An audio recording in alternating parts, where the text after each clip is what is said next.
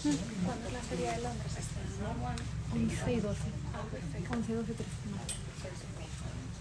Cuando quieras, que te deje Nuria el... Bueno, hola a todos, buenas tardes. Gracias a todos por venir, gracias a la librería Alberti. Yo creo que ya es la segunda casa de John Banville y de Benjamin Black en Madrid. Estuvimos hace pocos meses presentando La alquimia del tiempo Momar de Dubín, el último libro de John Banville, y hoy estamos aquí para presentar el último de Benjamin Black, Los ahogados, la nueva entrega de la serie Quick y Strafford. Es bonito recordar que Benjamin Black nació hace casi 20 años.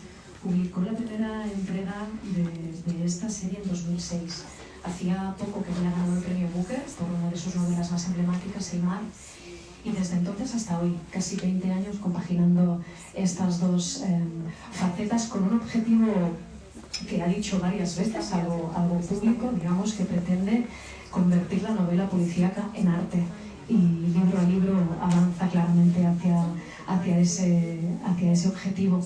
La última vez que estuvo en Madrid le contaba a El País que en muchas ocasiones él en realidad al final quién es el asesino es algo que le importa más bien poco y cree que es algo que le pasa a muchos de sus lectores, ¿no? Lo que importa realmente es quiénes son sus personajes y por qué hacen lo que hacen.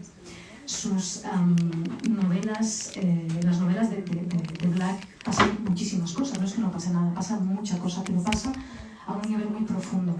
Pasa todo sobre un tapiz social muy bien hilado y pasa pues de la mano de unos personajes que tienen una profundidad absoluta y muchísimas capas. Lo sabéis todos porque seguro que leéis.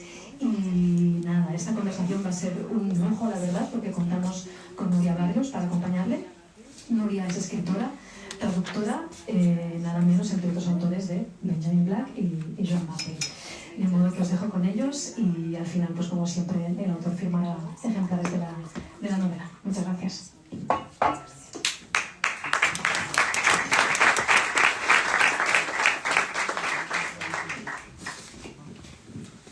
Bueno, yo voy a repetir un poco las palabras de Karma. Voy a darle la bienvenida a John Banville. Voy a dar las gracias a la editorial Alfaguara, a Lola Larumbe y a la librería Alberti por darnos la oportunidad, una vez más, de reunirnos con John, con este autor excepcional, para hablar de su última novela, que ha aparecido en español bajo el nombre de Benjamin Black, que se llama Los ahogados. Bueno, la tienen en la librería, os la muestro yo aquí. Decía Karma, bueno, yo he tenido la fortuna de ser la voz de John Banville y Benjamin Black en algunas de sus novelas. Él es un autor muy prolífico, es muy difícil seguirle la pista, pero sí les aseguro que es un autor de una calidad literaria excepcional. Es autor de novelas, de relatos, de ensayos, de obras de teatro. Bueno, no voy a citar nombres porque si lo han comprado ya el libro o si no, cuando lo compren al final del acto verán en la solapilla la larguísima lista de títulos. Ha recibido también numerosísimos premios, tampoco voy a enumerarlos porque la lista es muy grande, pero sí en un ejercicio de concisión voy a citar dos. El premio Booker, como ha dicho antes Karma, que recibió por su novela El mar, que es un libro hermosísimo sobre la infancia y la memoria. Y luego el premio Princesa de Asturias, por toda su obra. Como la última novela que ha aparecido publicada es la excusa para reunirnos aquí, pues yo me voy a permitir citar dos de mis favoritas, que son Las sombras de Querc y Órdenes sagradas.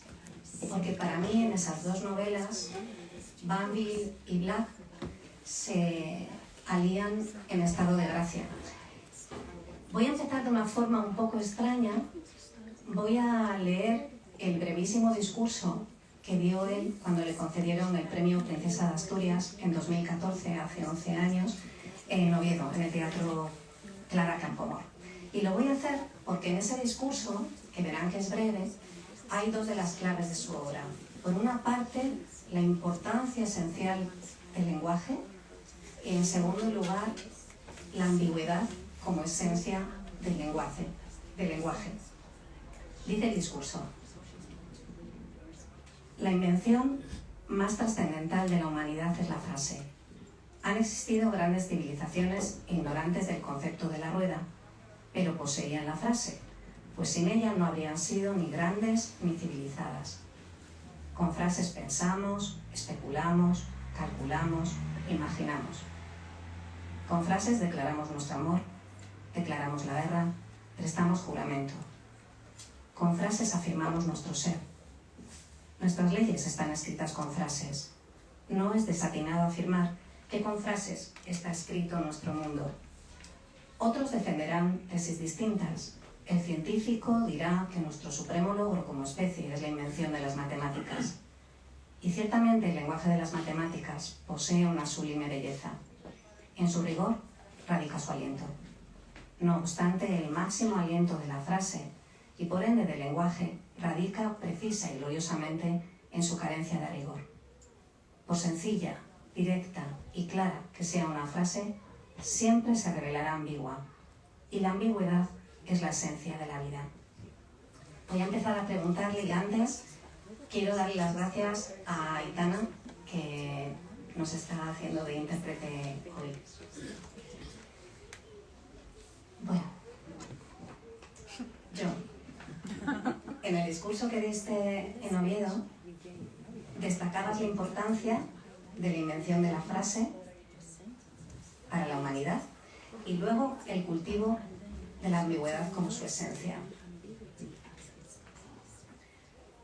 ¿Hoy añadirías algo más a ese discurso? Well, what could I possibly add to it? It said everything, didn't it?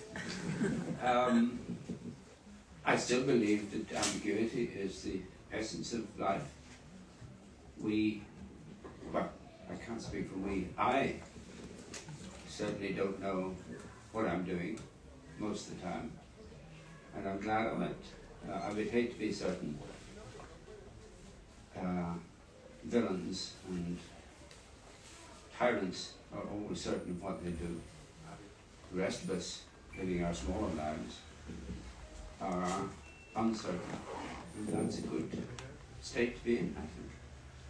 But the sentence does give us a way of speaking to the world and speaking to ourselves and trying to make some kind of sense of this strange predicament we're in, which we call life. A ver, realmente, ¿qué más podría añadir si básicamente lo dijo todo en ese discurso? Sigue pensando que la ambigüedad es la esencia de la vida y realmente él no sabe exactamente qué es lo que está haciendo en su vida, pero está muy orgulloso de hacerlo. De hecho, odiaría saber y entender exactamente qué es lo que está haciendo con su vida. En la vida hay matices y dice que los tiranos son las personas que saben exactamente lo que hacen, que el resto de personas, los que tenemos vidas más pequeñas o más sencillas, no sabemos qué hacemos, no sabemos dónde vamos, pero eso es lo bueno. Repite de nuevo que la frase es algo que da forma a la vida, que es algo muy importante. Es una forma de hablar del mundo y es una manera de dar sentido a las cosas y dar sentido a esta cosa tan rara que llamamos vida. Luego hablaremos de la ambigüedad cuando lleguemos al título de la novela, Los ahogados. Pero antes voy a hacer otras preguntas. John, tienes 80 años y una larguísima carrera literaria. Nearly. Casi 80. Casi. Y una larguísima carrera literaria, eso sí digo.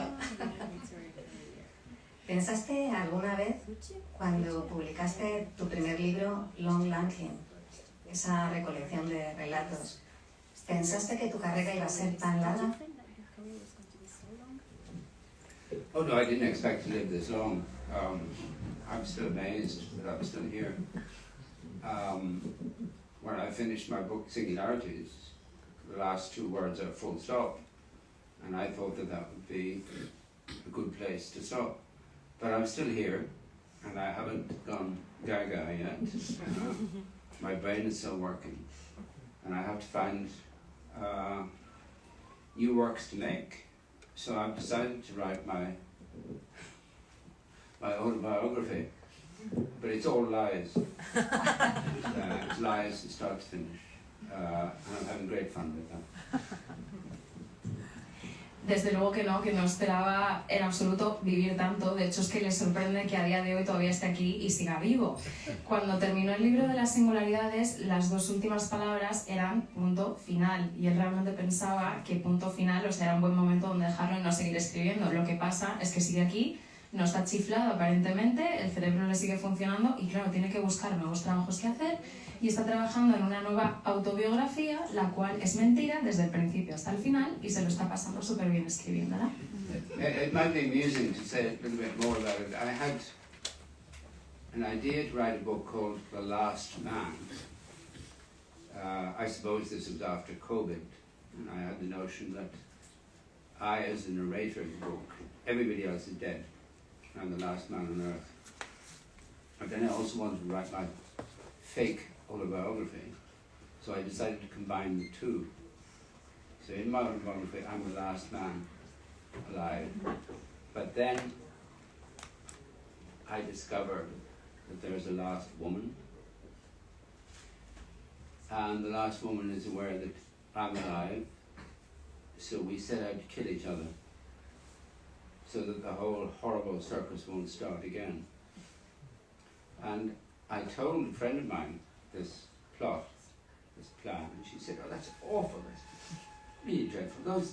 They should just go and drown themselves." And I said, "You've given me the perfect ending." They hold hands and jump into the sea. I said, "We came from the sea, and the last two people jump into the sea." Isn't that a good plan? A cheery, light read, as usual. Bueno, de hecho, hay una idea que le gusta mucho, que le divierte mucho, y es que tenía esta idea de escribir una novela que se titulase El último hombre. La planteó como una novela después del COVID, en el que resulta que él, que es el narrador, pues es el único hombre que queda vivo en la Tierra, el resto del mundo está muerto y él está solo. Y también quería escribir su biografía falsa. Y en un momento dije, bueno, pues voy a combinar las dos. Voy a hacer una autobiografía falsa en la cual yo sea el último hombre que quede vivo en la faz de la Tierra. Pero resulta que no es el último hombre porque descubre que queda una última mujer. La última mujer sabe que él está vivo y de repente entre los dos se quieren matar entre ellos. Entonces empieza este circo de los horrores nuevamente. Le contó esta idea a una amiga y su amiga le dijo, madre mía, pero es que esto es horroroso, qué falta que os ahoguéis y ya está, y se acaba el libro. Y ahí le dijo, qué buena idea me has dado. Se van a terminar así, se dan de la mano y se meten en el mar y se ahogan. Al final venimos del agua y volvemos del agua. Volvemos a un final encantador como todos los libros que él escribe. Sigamos con el lugar donde estamos ahora, los casi 80 años. Y me gustaría que nos contaras si afrontas la escritura de la misma manera ahora que cuando tenías 25 años. Yeah, it's an interesting question because the problem is that I've learned to write now, and it's rather boring. It was always a struggle before. When I started to write I started to write fiction when I was 12 years old, and I couldn't write. I didn't know how to translate experience into language. Now I can, and therefore I have to invent plots like, The Last Man, to find new difficulties for myself. I don't say it's easy. Language is a very, very difficult, deceptive. Language lies to us. All of us. I mean, you try to declare love to someone you just met. You realise at the end of what you said, it's not what you meant to say at all. Language is speaking. So I'm still struggling with language, but not with quite the difficulty that I used to. Es una pregunta muy interesante la que le has hecho y el problema es que en este punto de su vida ya ha aprendido a escribir, lo que le resulta bastante aburrido. Al principio siempre era una lucha para intentar empezar a escribir, saber cómo hacerlo. Dice que empezó a escribir ficción cuando tenía 12 años y evidentemente no sabía traducir sus experiencias a palabras. Es algo que ahora sí que sabe, ahora puede hacerlo y por lo tanto tiene que inventar nuevas tramas, como la de esta novela del último hombre sobre la faz de la Tierra, para intentar buscar nuevas dificultades. No siempre ha sido fácil y sigue sin serlo porque estamos tratando con el lenguaje y el lenguaje es una cosa que es complicada, que nos engaña, que nos miente. Por ejemplo, conoces a una persona nueva, le quieres expresar tu amor o declarar tu amor y a veces dices, vale, esto que he dicho realmente no era lo que quería decir, ¿cuáles son las palabras que he elegido? No siempre es fácil, sigue sin serlo porque se tiene que enfrentar todavía a las palabras. But I find now, as I approach the end of my life, I find that things are funnier than they used to be. This is a great comfort, and it should be a great comfort to all of us, that life gets more comic the further it goes on. There is a comedy in being old. I don't mean forgetting where you left your spectacles or you can't remember where you parked your car. There is a comedy in the dissolution of the self. The spectacle of the self falling apart is a comic predicament. I feel like those silent movie comic actors, Buster Keaton or Charlie Chaplin. I'm constantly falling over. I don't mean physically, but I'm falling over. I forget things. But as my wife used to say to me, she said, you know, you forget things because you don't pay attention, not because you're old. You always forgot things. Perhaps things haven't changed, but it does get more amusing as the grave approaches. So don't be afraid. Bueno, de hecho ahora que dice que se está acercando al final de su vida, las cosas cada vez le parecen más divertidas y se puede encontrar confort en esta idea de que las cosas son más divertidas. Es una comedia, envejecer, no habla de olvidarte dónde has dejado las gafas, dónde has dejado el coche, esas cosas no, pero ver cómo poco a poco te vas deshaciendo, te vas disolviendo en esta vida, es una especie de comedia que es curiosa, es un poco como estas películas de cine mudo con Keaton o con Chaplin, estos momentos de caída, de no saber qué es lo que está sucediendo, es algo un poco así. Y su mujer antes siempre le decía, tú realmente te olvidas de las cosas porque no prestas atención, no porque no te estés haciendo mayor, o sea, tú nunca has prestado atención a las cosas y es divertido pensar que a medida que te acercas a la tumba encuentras más comedia en tu vida, entonces no hay que tener miedo.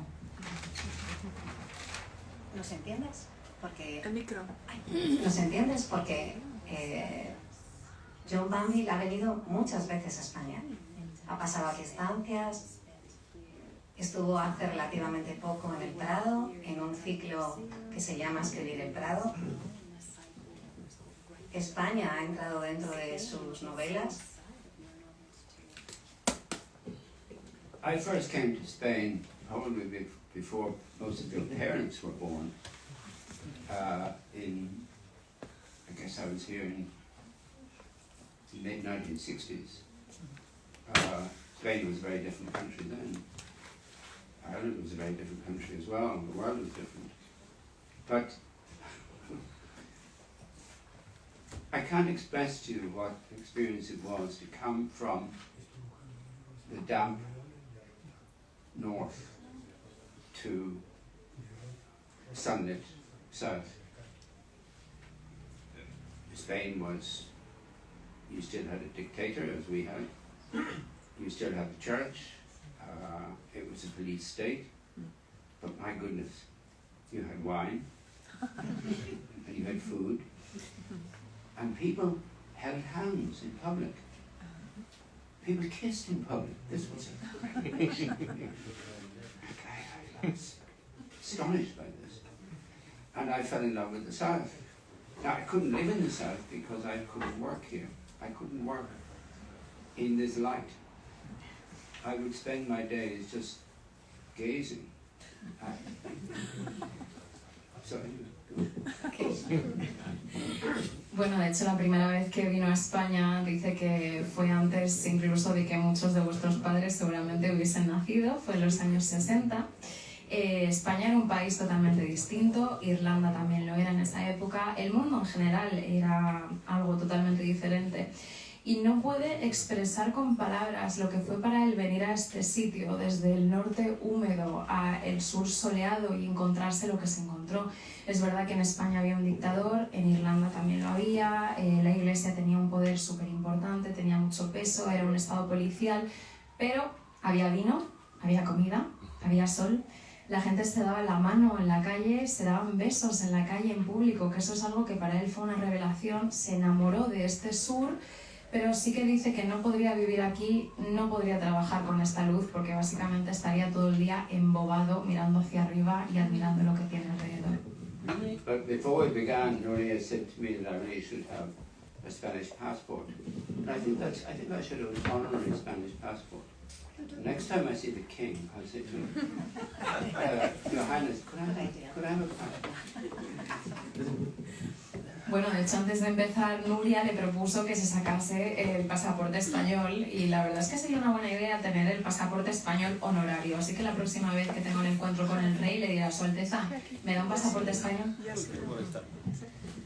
En 2009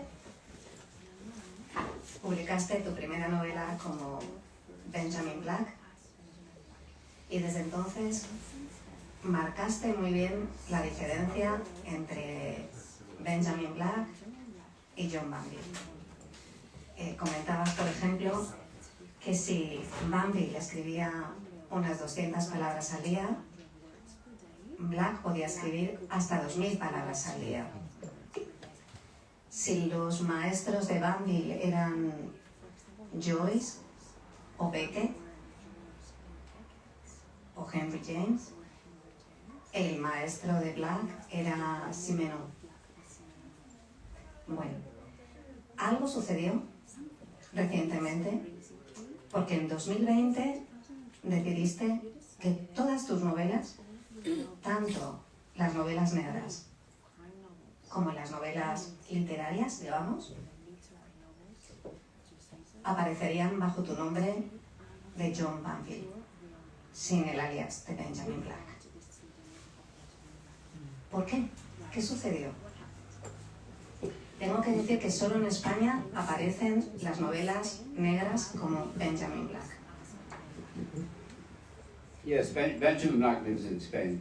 As I always say, like gangsters and retired stockbrokers. Benjamin Black has moved to Spain. He lives in the Spanish-speaking world. He doesn't live in the English-speaking world anymore. It was very simple. When I was writing one of the books, I can't remember which one, I had to go back to check the plot of the previous book, and I really can't read my own work. It makes me physically sick.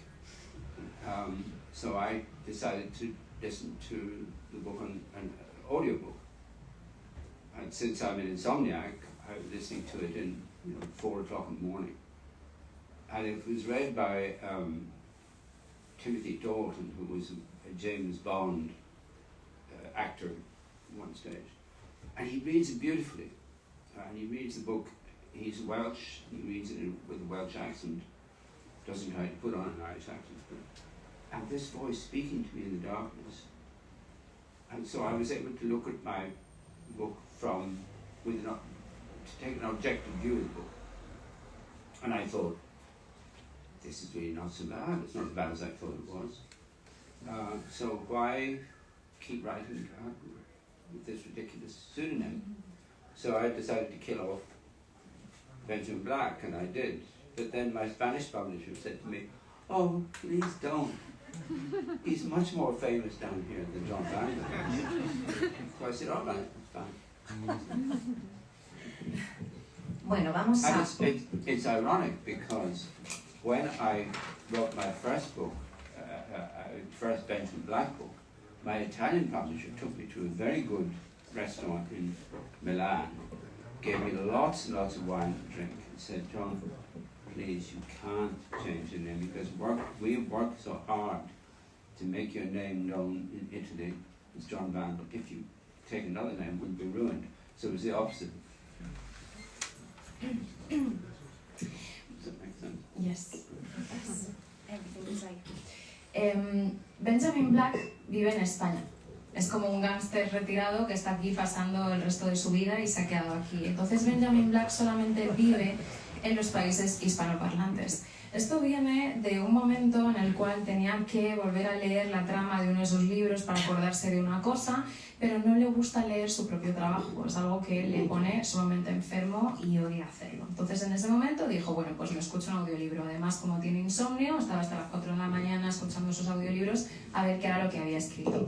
En ese momento era un actor el que lo estaba narrando, Timothy Dodd, que salía en una de las películas de James Bond. Es un actor galés, no tenía que forzar el acento irlandés, lo hacía súper bien igualmente. Y él en ese momento lo escuchaba en la oscuridad, esa voz hablándole a él, leyéndole su propio libro, y pensó, pues no está tan mal. O sea, objetivamente hablando, realmente este libro no está tan mal como yo pensaba que estaba. Entonces es ridículo que yo siga publicando bajo este seudónimo tan tonto. Lo que voy a hacer es que voy a matar a Benjamin Black. Y ya está. ¿Qué pasa? Que la editorial española le dijo, por favor, no lo hagas, porque en España es mucho más famoso Benjamin Black que John Banville, entonces vamos a dejarlo. Pero por el contrario, esto es bastante irónico, porque cuando empezó a escribir uno de sus libros y quería firmarlo como Benjamin Black, la editora italiana, por contra, le invitó a comer, le dio muchísimo vino y le dijo, ni se te ocurra, hemos hecho un trabajo enorme para que se te conozcan como John Banville, no vengas ahora con lo del seudónimo. How do they do it? She has a few notes, and she does the whole thing. I think she's the real hero of the evening. Se pregunta que cómo, teniendo 4 palabras apuntadas, repito todo lo que digo. No, it's wonderful. It's more than a skill, it's kind of genius. she's the best. Oh, thank you, darling. We'll have a quiet conversation. Talk among yourselves for Intercambio de piropos. Bueno, cuando publicaste tu primera novela como Black, le dijiste a tu mujer, ahí se despide definitivamente el premio Nobel. Pero en los últimos años no solamente has decidido publicar todo bajo el nombre de John Banville, sino que has decidido que en tu trabajo vas a dar prioridad a las novelas negras.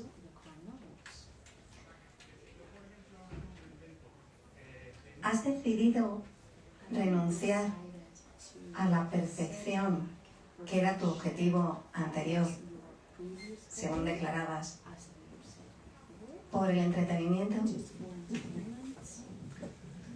As the politicians say, I'm glad you asked me that question. No. I am trying to make my Benjamin Black novels more like the kind of books that I set out to write when I was young.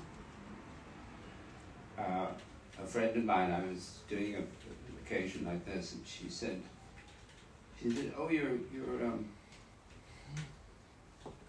what was the word?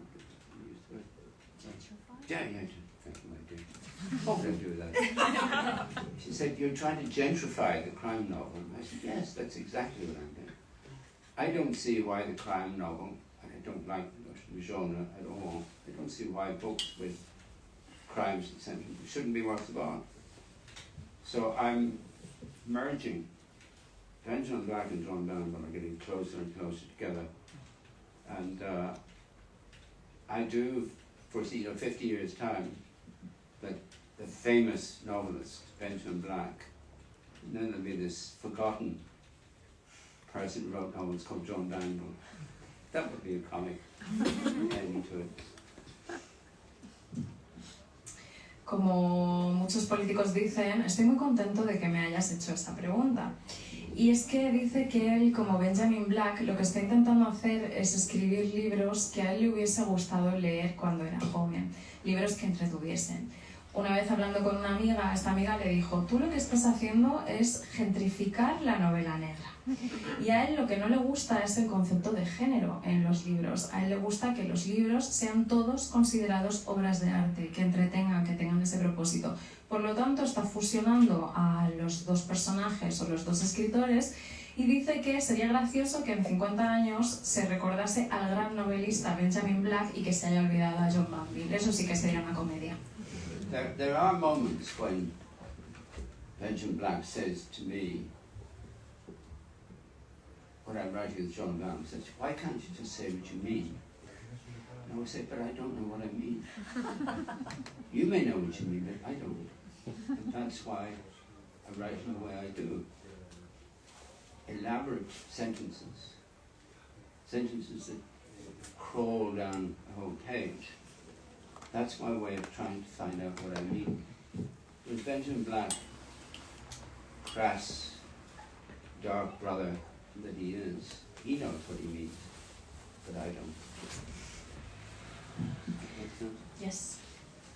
De hecho, I keep giving her a challenge, but she understands everything I say. dice que me intenta poner retos, pero de momento sigo entendiendo lo que dice y os lo puedo traducir. Está hablando de que cuando escribe novelas, como John Banville, a veces Benjamin Black se le acerca y le dice, ¿pero por qué no escribes lo que quieres decir? Y él, John Banville, le dice a Benjamin Black, porque es que no tengo ni idea de lo que quiero decir. Por eso tengo que escribir estas frases que van reptando a lo largo de toda la página, tengo que hacer frases largas, porque realmente no sé lo que estoy diciendo. Y por el contrario tenemos a Benjamin, que es ese hermano como más rebelde, más oscuro, que sabe perfectamente y va mucho más al grano. In fact, I hadn't thought of that before, but it's true that not knowing what I mean is one of the spurs to keep writing. I keep feeling that I will write a sentence that says what I mean. I know it won't happen, but I keep getting it. It's like the infinitesimal calculus. You get closer and closer to infinity, but you never get there. Es cierto, o sea, lo que quiero destacar es que el no saber exactamente qué es lo que quiere decir es una llama que sigue viva, que le impulsa a seguir escribiendo, porque él sueña que en algún momento va a ser capaz de escribir esa frase en la que quiere decir lo que quiere decir, pero realmente sabe que eso no va a pasar. Es como una especie de cálculo infinito en el cual tú vas persiguiendo una cosa, es un círculo y nunca vas a llegar. But if I said what I mean, then I'd stop. If I was able to say what I mean, there'd be nothing more to say. It's always the search. A friend of mine, Carlo Rovelli, physicist, and he, wonderful doctor, and he has written his latest book about white holes as distinct from black holes. I reviewed the book and I said, you know, there may not be black holes. The quest is all. The quest is everything. Searching, always searching, trying to get closer to the definition of what one means. That's the point. I'm sure that on my deathbed, I'll finally say, by the way, what I mean is, and I'll say it, but nobody will be able to hear it. Y de hecho, si él fuese capaz de escribir la frase que realmente quiere escribir, dejaría de escribir. Se acabaría esa búsqueda y se acabaría el sentido de por qué escribe.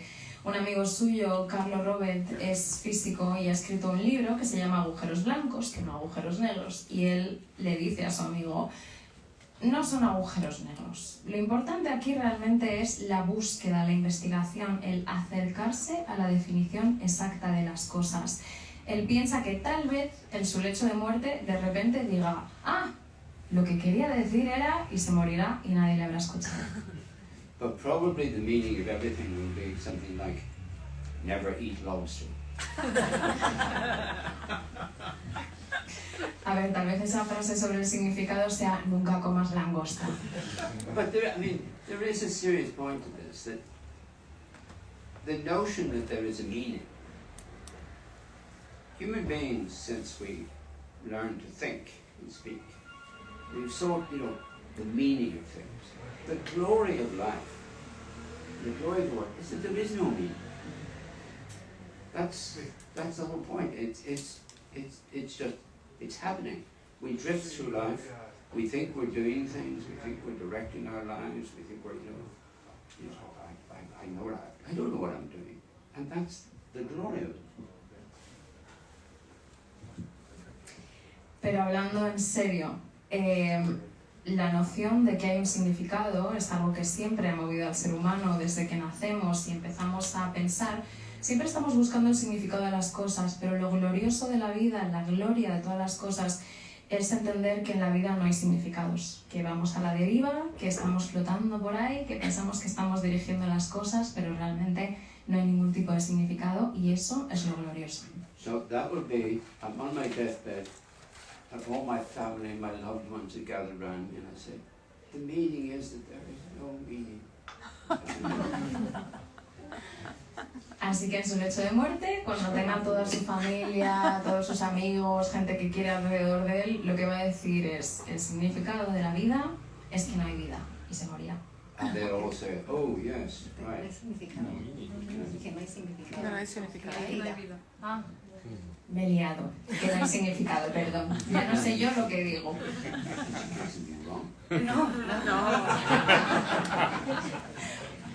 I was hoping. Bueno, parecía que no íbamos a hablar de los ahogados, pero sí vamos a hablar de los ahogados. Voy a All right, if we must. Si debemos, muy brevemente. Bueno, los ahogados transcurre en los años 50 en una zona costera de Irlanda y en Dublín. La novela se inicia con un profesor universitario que acude a una casa aislada en la costa para pedir ayuda porque su mujer ha desaparecido y piensa que se ha ahogado. El hombre aparece con otro hombre a quien ha encontrado por casualidad en el camino a la casa, un tipo que paseaba con un perro, del que luego hablaremos porque tiene su importancia. En la casa vive una pareja de clase alta y aunque no se conocen, no conocen al profesor,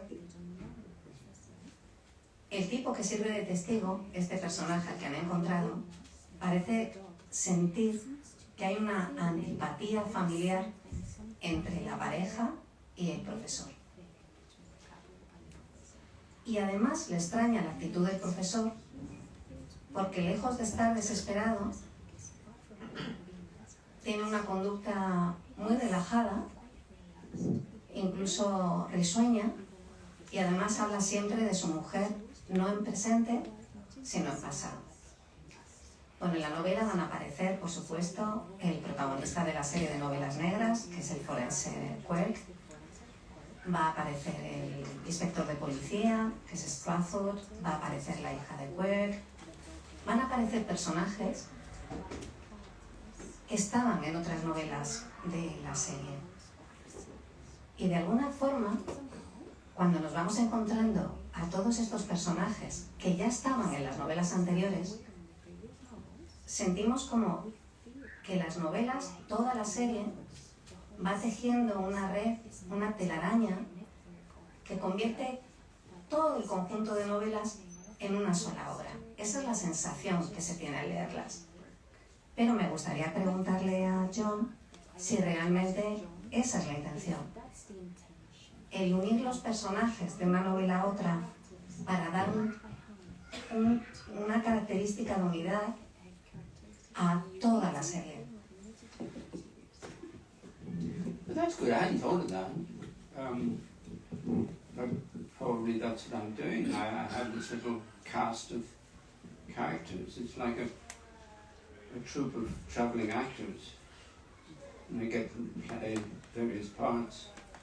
So yes, maybe that's what I'm doing. I mean, I don't know what I'm doing. I never That's know. bounded by I never know what I'm doing. But it would be boring if I did know what I was doing. It's to discover new things.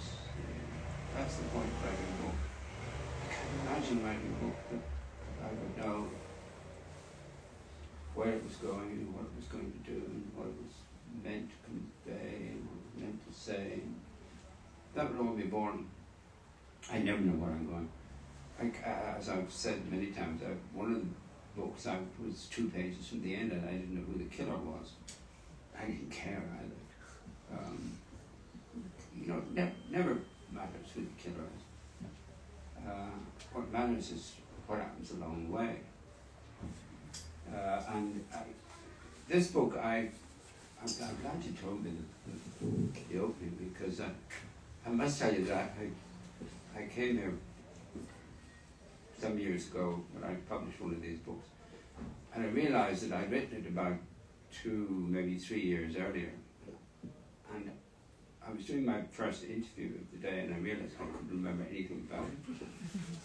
So I had to say to the interviewer, so what did you think of the plot? Yes, and the make, and then, so I got enough information out of the interviewer that after about 10 minutes I could then talk about the book. So you've told me what it's about. Thank you. Bueno, agradece que le hayas hecho esta pregunta y piensa que realmente eso es lo que está haciendo. Está uniendo a todos los personajes, tiene como una especie de tropa de viajeros que son estos personajes, los cuales se están encontrando todos juntos en esta última novela. Así que sí, tal vez es lo que está haciendo, porque remarca que no sabe realmente lo que hace, nunca sabe qué es lo que está haciendo. Es muy aburrido saber lo que uno hace, lo bonito, lo divertido es descubrir cosas nuevas. De hecho, él cuando está escribiendo un libro nunca imagina o nunca pretende saber absolutamente todo, qué pasa, dónde pasa, cuál es el mensaje que quiere compartir. Eso sería súper aburrido, no sabe hacia dónde se dirige. Y de hecho cuenta que en uno de sus libros, a 2 páginas del final del libro, él todavía no sabía quién era el asesino. Y realmente es que le daba exactamente igual quién fuera el asesino, porque lo importante era el camino, era todo lo que había pasado alrededor. Es bonito que le hayas recordado del principio, porque recuerda una vez que vino hace años a España a promocionar otro libro que había escrito hace años, y el primer periodista con el que estuvo le preguntó sobre el libro y él se quedó así como, es que no me acuerdo de absolutamente nada. No, one second more. No se acordaba de absolutamente nada, entonces él le contestó y le dijo, ¿qué piensas tú sobre la trama? Entonces así, 10 minutos después, obtuvo suficiente información, ya se acordó de su libro y ya pudo responder a nuestras preguntas. Well, the reason I interrupted you was I saw Maria open the end of the book. You're going to tell them what happened? La razón por la que quería hablar antes así con tanta ansia era porque la ha visto abriendo el final del libro y se ha quedado como diciendo, no les digas lo que pasa al final, ¿no? ¿Por qué estás abriendo esa página? But if you do tell them, it'll be news to me. Okay? Si se lo dices, a ver, miente un poquito.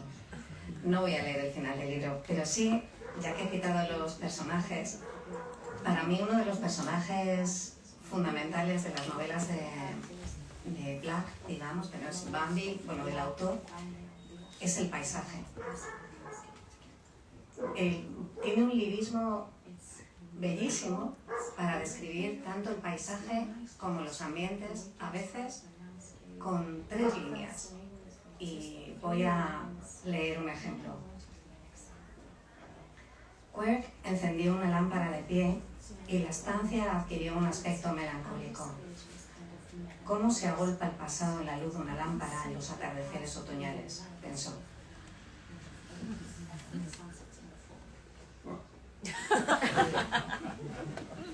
Quería saber, no solamente esto, lo que quería saber es si esa herencia, este cuidado en la descripción de los paisajes y de los ambientes, es herencia de su primera vocación, que fue la pintura, o es herencia de la tradición literaria irlandesa. It's both, but I'm a post-humanist. I don't regard human beings as being the center of the universe. We're an accident of evolution. The world was going to go on quite happily without us, but then we developed self-consciousness and we became this monstrous species, destroying the place that made us. As I always say, we're the most successful virus that this planet has ever been, has had to suffer. But for me, human beings are figures in a landscape. The landscape, the world, is as significant as the people who inhabit it. I really mean this. I don't see us as being the center of the universe. Religions were invented in order to persuade us that we were the lords of the universe.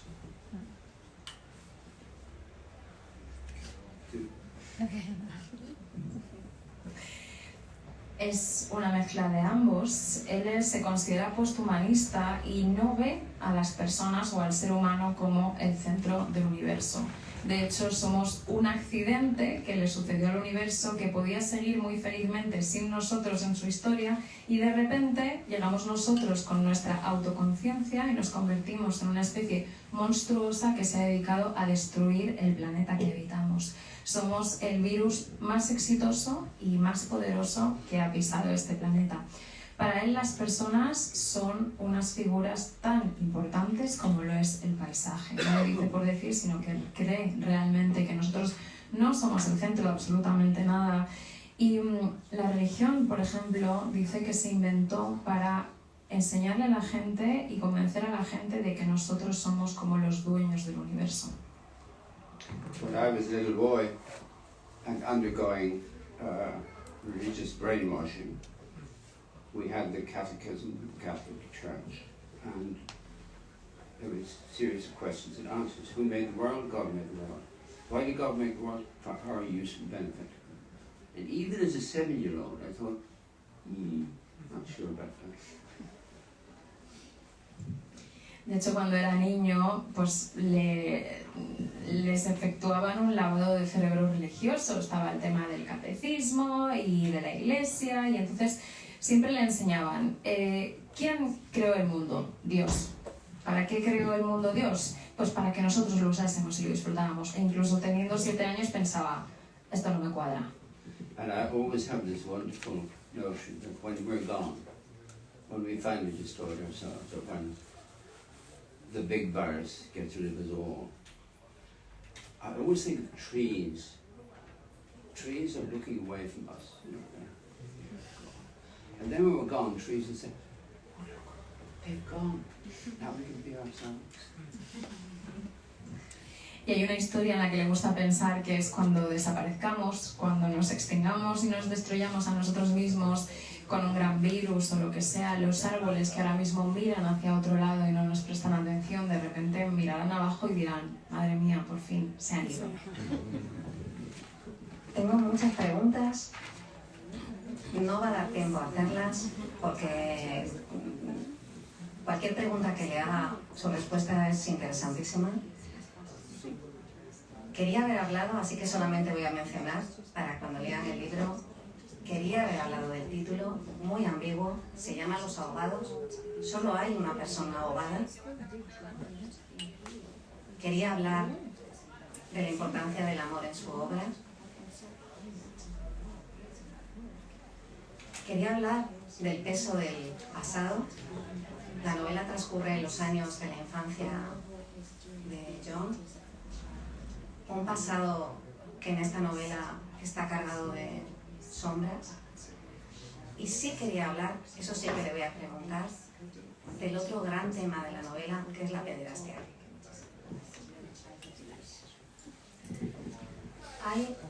Voy a hacer la pregunta.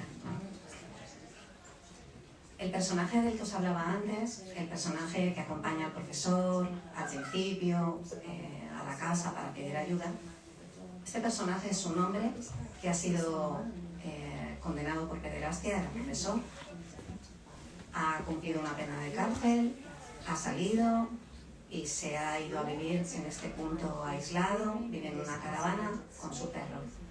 Y para desgracia suya se va a encontrar en el sitio equivocado, en el tiempo equivocado. La pederastia es un tema que está presente en todas las novelas de Black, pero en esta novela es distinto. porque en las novelas anteriores se hablaba de la pederastia a partir de una institución religiosa, los hermanos cristianos, y se hablaba de los abusos sexuales que sufrían los niños en estas instituciones. Una institución que John conoce bien porque él estudió en un colegio de los hermanos, no sé, ¿he dicho musulmanes? Hermanos católicos. De repente digo, los hermanos católicos. Pero en esta novela, este personaje no ha sufrido, él también ha sufrido abusos sexuales de pequeño, pero sus abusos no vienen de una institución religiosa, sus abusos vienen de un adulto en su infancia y de una forma aparentemente no violenta, pero con la violencia que supone la decisión de un adulto sobre un niño. Y mi pregunta es, ¿por qué este cambio de luz a la hora de hablar de la pederastia y por qué hablar siempre de la pederastia? Well, it's the 1950s in Ireland, and child abuse was pervasive in Ireland, and I was about to say we didn't know. We did know, but we told ourselves we didn't know. Everybody knew. We didn't know how bad it was, but we knew it was going on. But the question you're asking,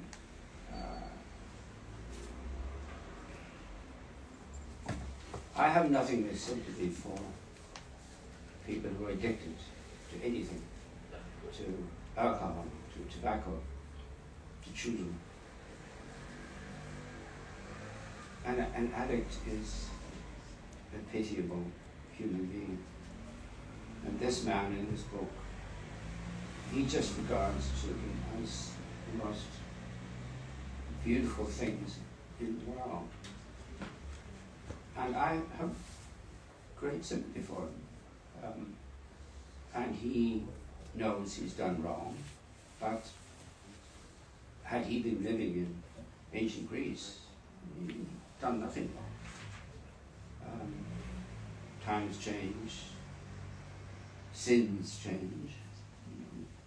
What was perfectly normal back then is now a sin and a crime. So I feel sorry for him. But it's not the place of the novelist to pass judgment.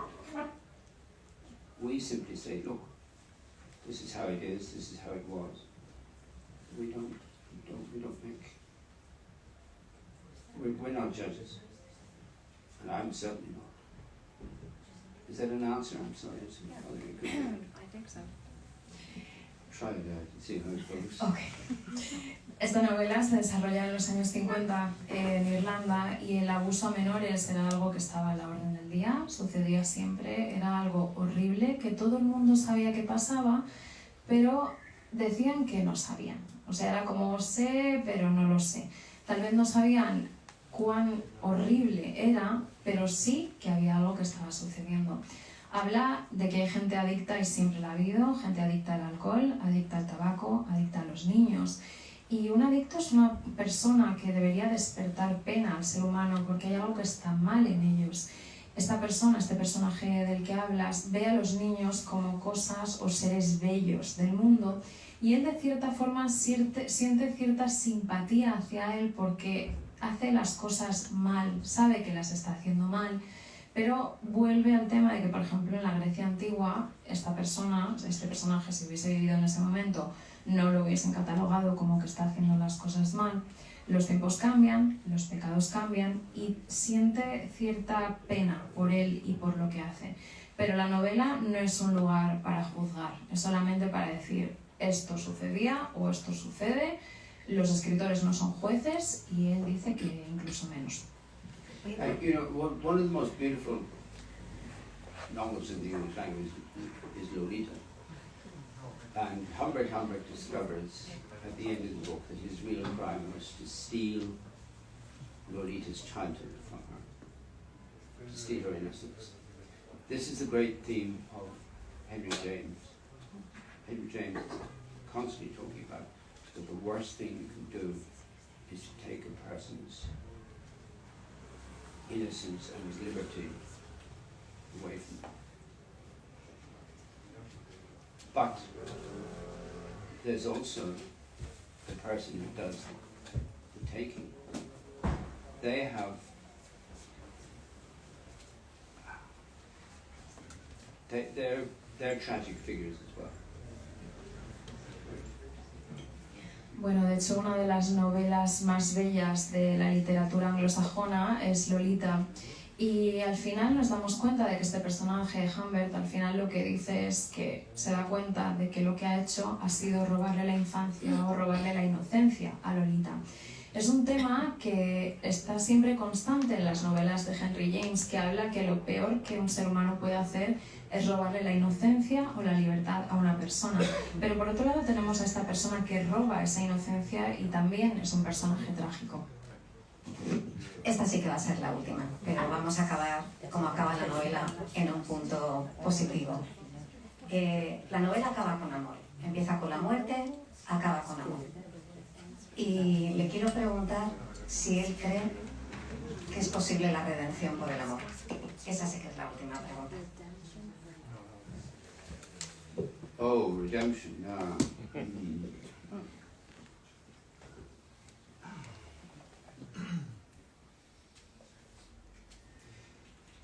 I was talking to an interviewer today, and I was talking about necessary lies that we tell ourselves.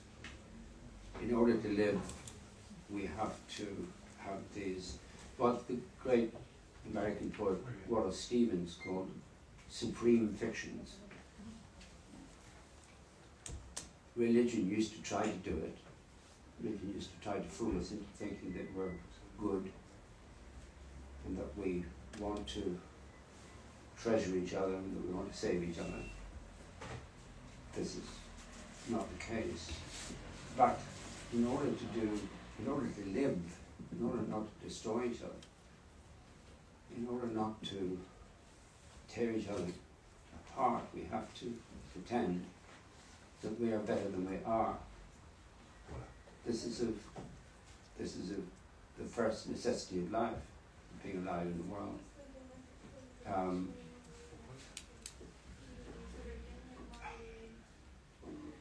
I always have a problem with love because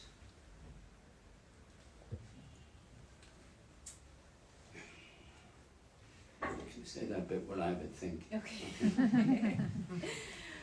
Bueno, esta mañana recuerda que hablaba con un periodista y a este periodista le decía que hay algunas mentiras necesarias, hay mentiras que nos decimos entre nosotros pues que hacen falta.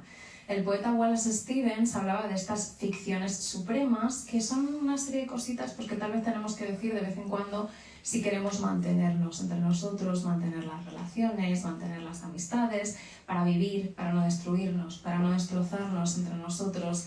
Y fingir que somos mejores personas de lo que en realidad somos sería un poco como la primera necesidad de estar vivo y de estar en la vida en la que estamos.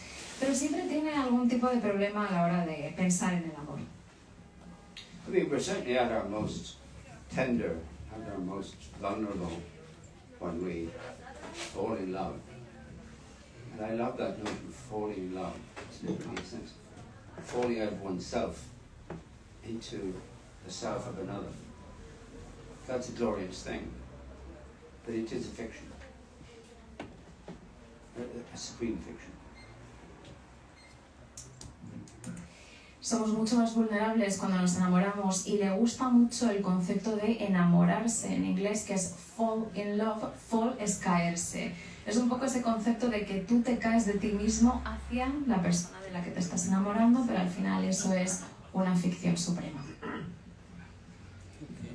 Bueno, pues creo que en este punto de ficciones supremas necesarias vamos a terminar el encuentro con John Banville, Benjamin Black. Muchas gracias a todas, a todos por venir a escucharnos, por venir a escucharle. Siempre un placer, hable de lo que hable. Y nada, os animo a comprar la novela, que como todas las suyas es muy interesante.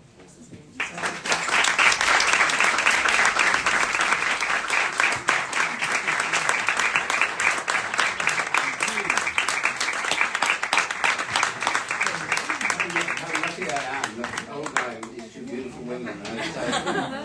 listening to what I was saying. Qué suerte tiene un hombre mayor de estar sentado al lado de estas dos mujeres y que además estén prestando atención a lo que dice. Or pretending to listen. O fingiendo que escuchamos. Va a firmar libros. Sí. Se me olvidaba decir.